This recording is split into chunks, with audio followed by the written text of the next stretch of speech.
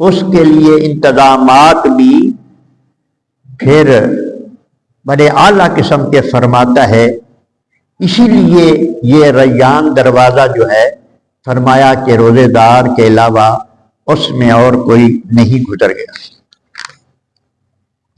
وعن ابی ہریرہ قال قال رسول اللہ صلی اللہ علیہ وسلم من صام رمضان ایمانا و احتسابا، جو بندہ ایمان کی حالت میں روزہ رکھے اور ثواب کی نیت سے روزہ رکھے،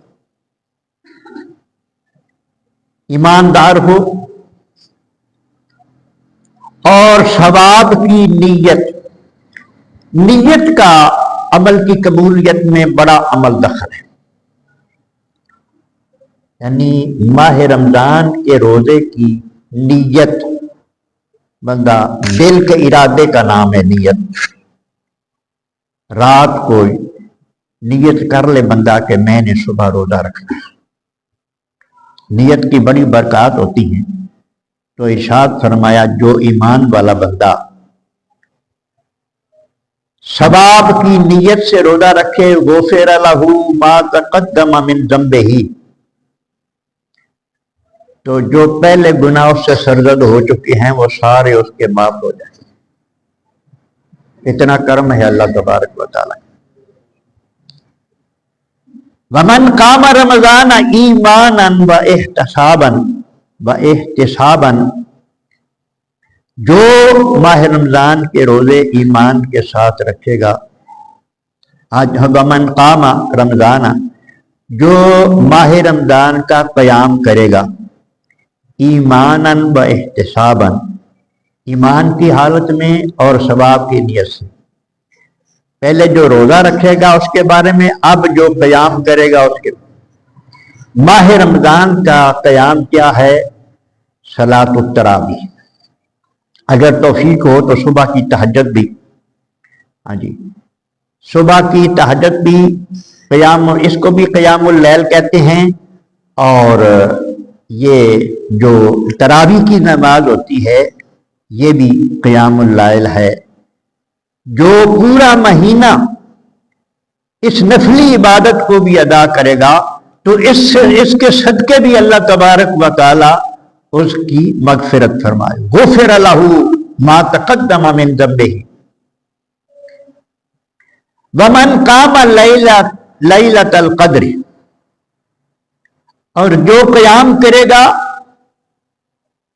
لیلۃ القدر کو ایمانا و احتسابا، ایمان کی حالت میں ثواب کی نیت سے، غفر لہ ما تقدم من ذنبہ، اس کے بھی پہلے گناہ معاف ہو جائیں.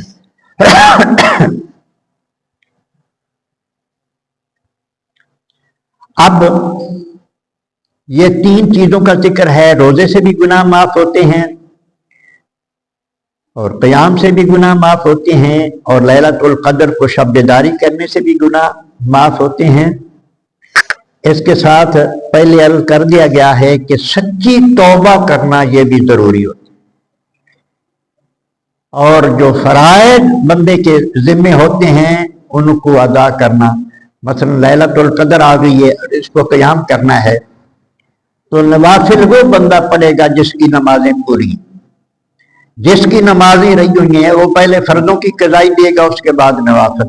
اب اس میں لیلۃ القدر آ گئی ہے، جو فرض رہے ہیں رات کو جاگتا رہا ہے، وہ فرض پڑھتا رہا ہے تو اللہ پاک اس کے صدقے اس کے گناہ معاف فرما دے گا.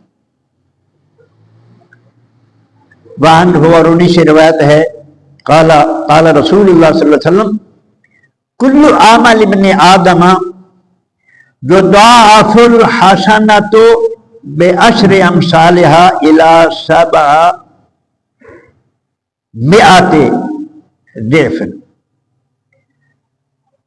نبی کریم علیہ الصلوۃ والسلام نے ارشاد فرمایا کہ آدم کے بیٹے کا عمل جو نیک ہوتا ہے اس کو بڑھایا جاتا ہے. اللہ تبارک و تعالیٰ کا یہ خاص کرم ہے امت محمدیہ صلی اللہ علیہ وسلم. پہلی امتوں کو یہ چیز حاصل نہیں تھی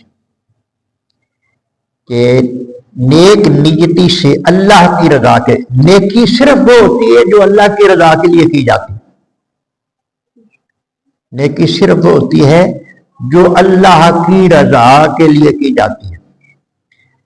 جو اللہ کی رضا کے لیے بندہ نیکی کرتا ہے، کوئی کرتا ہے، مثلا روزہ رکھ لیا ہے، صدقہ خیرات اس میں کر دیا ہے، صدقہ فطر ادا کر دیا ہے اللہ کی رضا کے لیے، یہ نیکی جو بندہ کرتا ہے، تو فرمایا یہ چیز روزوں کے علاوہ بھی ہے، یعنی جو نیکی کو بڑھایا جاتا ہے نا، یہ ماہ رمضان کے علاوہ بھی اللہ تبارک و تعالیٰ کا یہ کرم ہے امت محمدیہ پر، تو اللہ فرماتا ہے کہ کم سے کم 10 گنا اس کا اجر، ایک نیکی بندے نے کی ہے 10 نیکیوں کا ثواب تو ہر ایک کو مل جاتا ہے، بشرطے کہ وہ نیکی ہو، اور نیکی وہی ہوتی ہے جس میں اللہ کی رضا ہو۔ کام اچھا ہے، نیک ہے، لیکن دکھاوے کے لیے کر رہا ہے، اللہ کے علاوہ کسی اور کو خوش کرنے کے لیے کر رہا ہے، تو وہ نیکی نہیں ہوتی۔ اس چیز کا خیال ہر وقت رکھنا چاہیے۔ تو فرمایا 10 گنا سے لے کر 700 گنا تک، 700 گنا تک اللہ تبارک و تعالی ایک نیکی کا بدلہ عطا فرماتا، کسی کے لیے 10 گنا کم سے کم، کسی کے لیے 700 گنا، کسی کے لیے پھر اس سے بھی اللہ تبارک و تعالیٰ بڑھا دیتا ہے، جتنا کسی کا اخلاص زیادہ ہوتا ہے اتنا پھر اس کے لیے اللہ پاک نیکیاں بڑھا جاتا ہے۔ قال اللہ تعالی الا الصوم، مگر روزہ، اللہ پاک نے ارشاد فرمایا مگر روزہ، فإنہ لی وانا اجزی بہ، کیونکہ روزہ میرے لیے ہے، اس کی جزا بھی میں خود عطا کروں گا۔ اللہ فرماتا ہے اس پر، یعنی مطلب اس فرمان کا یہ ہے کہ اس پر گنتی نہیں ہے، نہ 10 گنا نہ 700 گنا، اس پر گنتی نہیں ہے۔ روزہ اللہ اور بندے کے درمیان راز ہے، اس کی جزا میں خود دوں گا۔ محدثین نے اس کے 2 معنی کیے، ایک یہ فرمایا ہے کہ اس کی جزا میں خود عطا کروں گا، باقی اعمال کی جزا اللہ پاک فرشتوں کی ڈیوٹی لگائے گا کہ نماز کا بدلہ تم دے دو، روزے کا فلاں چیز کا بدلہ تم دے دو، تو روزے کا بدلہ میں خود عطا کروں گا اپنے دستے قدرت۔ اور محدثین نے ارشاد فرمایا کہ ایک اس کا معنی یہ ہے کہ روزے کا بدلہ میں خود ہوں، یعنی اپنا دیدار عطا کروں گا، اور یہ سب سے بڑی نعمت اس کائنات میں، دنیا میں جو سب سے بڑا خزانہ ہے، پوری دنیا کا بادشاہ بندہ ایک بندہ بن جائے، تمام ملکوں کا بادشاہ ایک بندہ بن جائے، اور ایک بندے کو صرف اللہ کی رضا مل جائے، اس پر اللہ راضی ہو جائے، تو یہ پوری کائنات کا شہنشاہ جو ہے اس کی قدموں کے خاک کے برابر بھی نہیں ہو سکتا، جس پر اللہ راضی۔ بہت بڑا خزانہ یہ ہے کہ ہم پر اللہ راضی، اور جنت میں سب سے بڑی نعمت جو ہے، سب سے بڑی نعمت وہ اللہ کا دیدار، اللہ کے دیدار جیسی نہ کسی چیز میں لذت ہے، اللہ کے دیدار جیسی نہ کسی چیز میں سکون ہے، نہ کسی چیز میں مزہ ہے، سب سے مزیدار اللہ تبارک و تعالیٰ کا دیدار ہے۔ تو روزے کا بدلہ یہ ہوگا، یہ شہید سے پوچھا جائے گا، یہ حدیث آتی ہے، شہید سے پوچھا جائے گا جب جنت میں، شہید جو ہوتا ہے وہ سیدھا جنت میں، بشرطے کہ اس پر قرضہ نہ ہو، قرضہ نہ ہو، اس کا کسی کا قرضہ نہ دینا ہو، سیدھا جنت میں۔